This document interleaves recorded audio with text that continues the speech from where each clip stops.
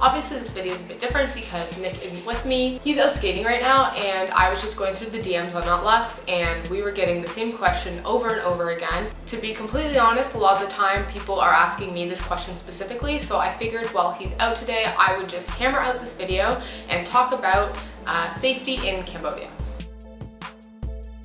We lived there for the past year, and I never had any instances where I felt unsafe. Obviously love living in Cambodia. We love the Khmer people. We think that they're amazing. It's an amazing country. Obviously bad things happen everywhere, and I'm not gonna lie to you guys. I'm gonna talk about why Cambodia is safe, and then I'm also gonna talk about some instances that my friends did have and how to maybe avoid them if you can. So first of all, obviously I was living in Cambodia with Nick, but there was a lot of times, like today, where we were together. You can see that we don't hang out 24/7. I would go grocery shopping by myself. I would go meet a girlfriend for a drink and come home late by myself. And I never felt unsafe living in Cambodia. When we first moved there, to be honest, I was a little iffy about how I felt.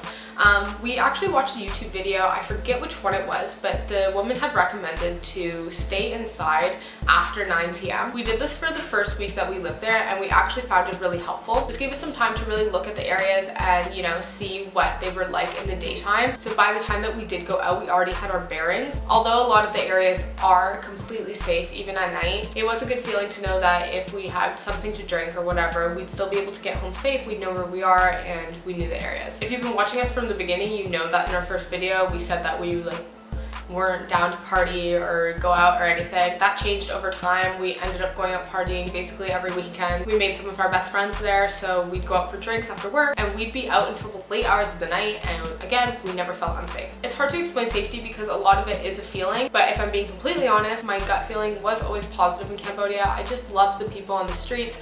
I did feel like the tuk-tuk drivers were there to help me. That said, they would help even if someone else seemed sketchy to them on the street. For example, the person who we rented our motorbike from always tell us, oh, you know, lock up your bike, put it here, make sure that you don't put it on the streets here, whatever. He'd give us all this advice, and so we always felt that he was really looking out for us. It was the same thing in tuk-tuk. So when we'd be in a tuk-tuk, our driver would always take really good care of us.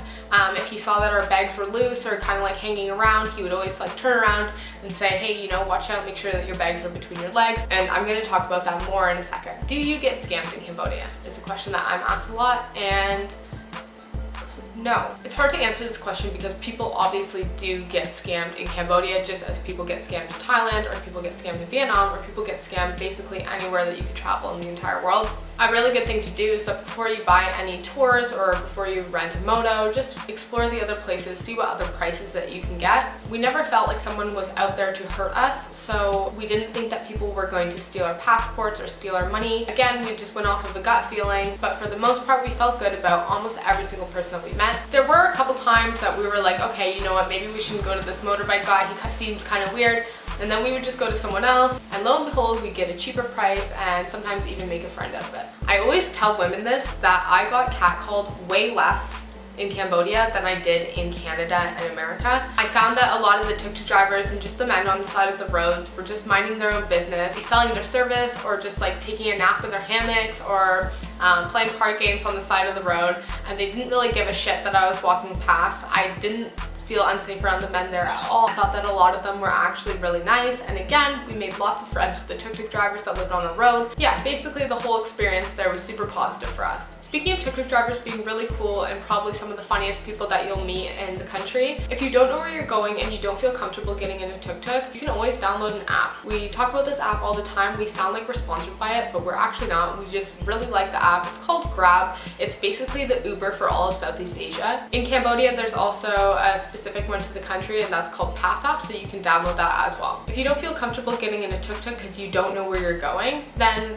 the Grab app is really good because you put in your final destination and it will give you the set price and the set route that you're going to take to get there. Sometimes the Grab drivers do go off the route, but it is all GPS tracked. So especially for me when I was alone and I was going somewhere, I always felt good to be using the Grab app because I knew that my location was being GPS tracked. I knew that the driver was going to take me there. I knew that at the end he wasn't going to charge me any more money. So even though we do really trust tuk-tuk drivers and we love them, if for whatever reason you don't feel comfortable with that, then you can always download the app, and then you know that your location is going to be tracked and you know what the set price is going to be. Pass Up is a little bit different. It's specifically for Cambodia, so that's cool, but run on a meter. It's like a taxi, except you're in like a tiny rickshaw. That said, they can take whatever route they want. Just like taxi drivers, basically anywhere in the world, sometimes they'll try to screw you over and go like a different route, and you might be lost and have to pay more at the end. But again, it's GPS tracked. They're probably not going to snatch you up, and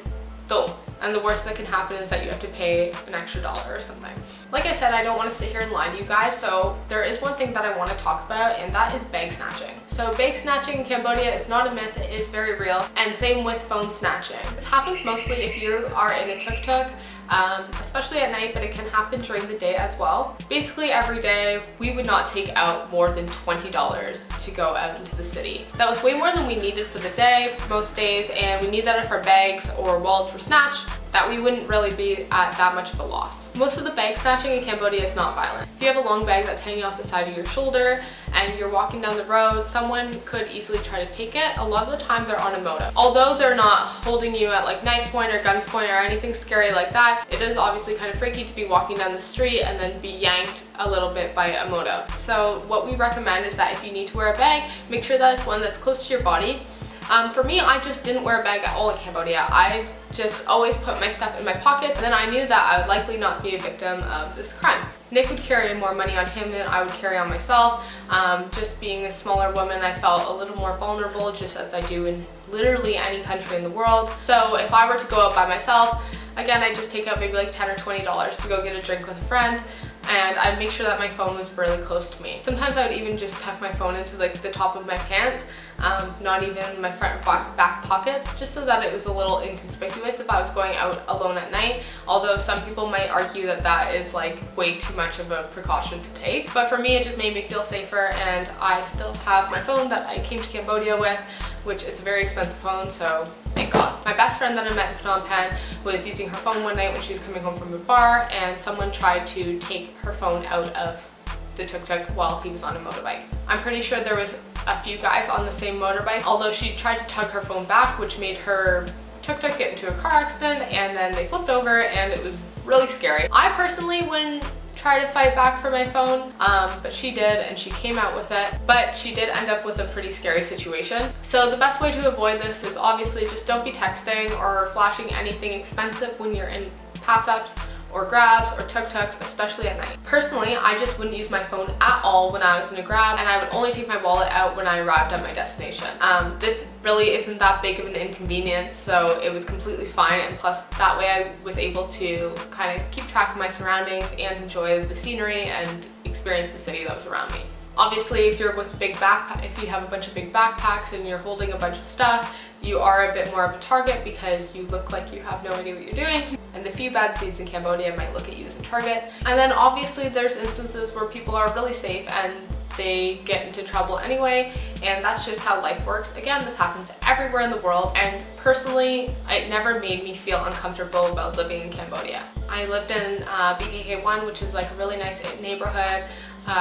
The same tuk-tuk drivers on the street every day. They'd always high-five us and make jokes with us, and our bartender became one of our closest friends, so he was obviously looking out for us all the time. Bag snatching aside, what we really found was that Cambodian people really want you to enjoy Cambodia. A lot of them are really excited that you're there, and they want to make sure that you're seeing the best of their country. If they feel like something's sketchy, they'll tell you. You don't always have to be looking out only for yourself. You can trust the majority of the people that you meet there. Again, just the same as any country, there are bad people everywhere, bad things happen everywhere. Whether you're planning to move there or you're just a tourist visiting, do not let the bag snatching drive you away from visiting this beautiful country. And again, I lived there for a year and never experienced any of this. I felt safe 24/7. If you were planning on going to Cambodia but you were feeling a little iffy about it, don't. It's a really safe place to be.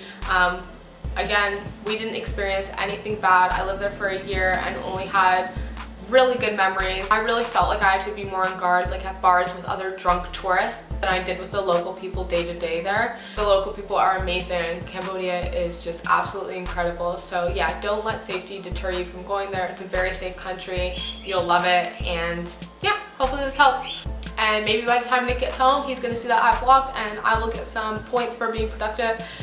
Anyways, we are not living in Cambodia anymore. We are going to address that in a video that is coming soon, but regardless, we're going to still be posting a lot of videos about Cambodia, so if you have anything to ask us about Cambodia or really anything, then you can write a comment below, or you can DM us on Instagram at notlux. I get back to every single person who has messaged us there, so please feel free to contact us, and we are here to help.